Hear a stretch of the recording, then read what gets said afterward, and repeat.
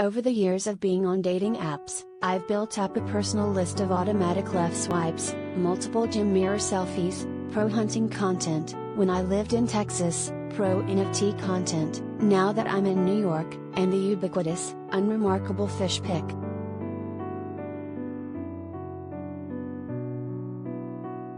But the red flag that gives me the most pause isn't one I can joke about over brunch.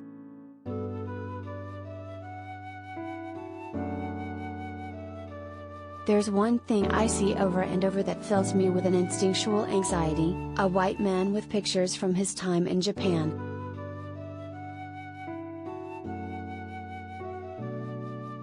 Having grown up mixed race in the Midwest, I'm used to the questions that stem from some level of curiosity about my background. What are you? Where are you from? No, where are you really from? And while comments like those might annoy me, they aren't the ones that make me nervous.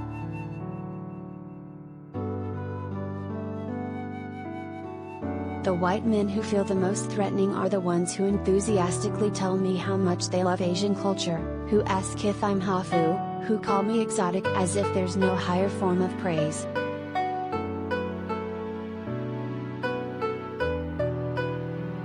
In certain ways, dating someone who already has an appreciation for my cultural background should be a positive thing.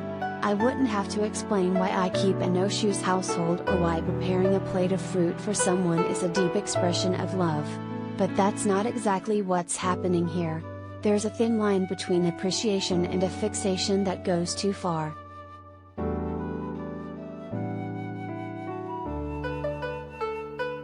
My Asian friends and I are used to navigating this dynamic, looking up the past partners of the people we date, scouring Instagram grids in search of a pattern, nervous about what we might find.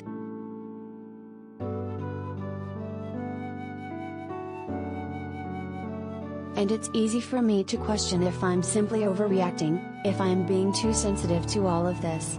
Of course, white people are allowed to enjoy sushi and anime. Of course, someone can travel to a foreign country without wanting to conquer the people who are from there. And of course, people can have a type when dating.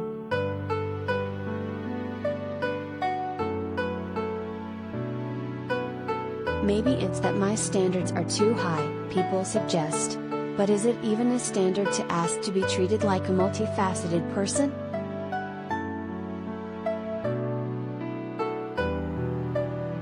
I say ask and not expect because, to be honest, I stopped expecting men to see me as a whole person a long time ago. Because when you're consistently reduced to a series of fantasies, conscious or not, commodified, exotic, submissive, it becomes difficult to think that you might be worthy of your own humanity.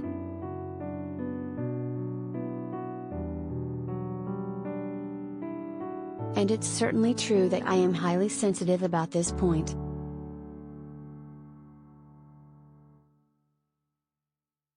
As a survivor of sexual assault many times over, that feeling of being dehumanized, and the loss of power that comes with that, lies deep within my bones.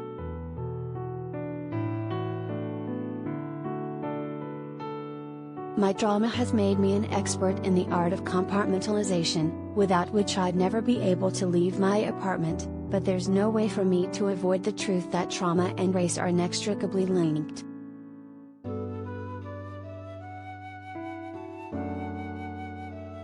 Following last year's attack in the Atlanta area, the shooter told authorities that he was removing temptation when he targeted the Asian-owned and operated massage parlors.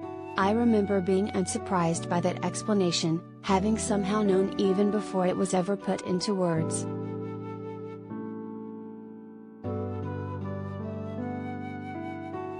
And then I thought more about my own experiences, and how I had spent years intuitively dodging red flags before I'd been able to vocalize the real, concrete danger behind the screen. How it was a running joke that one of the men who assaulted me had yellow fever.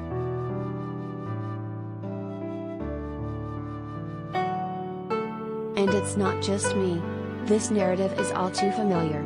The combination of violence and fetishization is part of the history of being an Asian woman in this country. Of the 10,905 hate incidents recorded by Stop Poppy Hate between March 19, 2020 and December 31, 2021, nearly 62% of those were reported by women.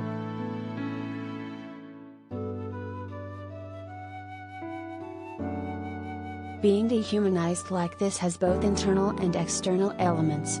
There's the feeling that I'm being reduced to something less than my whole self, but there's also a very real fear that comes along with this, the fear of how these men will react if I'm not what they expect of me.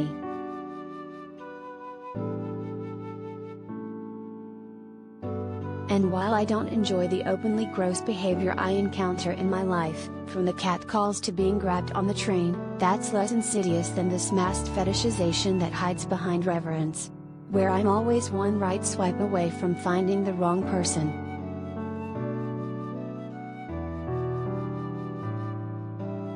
Having been single for years, I get asked a lot about my dating life. When I tell people that I'm taking a break from the apps, they seem almost offended at first, like they're insulted by my lack of effort. Then they usually make some sort of comment about how it must be tough out there, wading through all the similar profiles and the same conversations. And there is something familiar about it all, but not in the way that they think.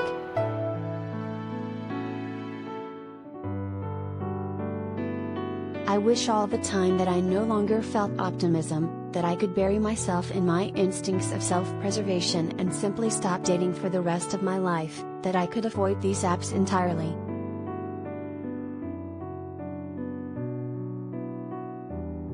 But on the days that seem safe enough, I find that I am still pulled to put myself out there. Because the truth is that I do want a partner, and despite my best efforts, I do still feel hope.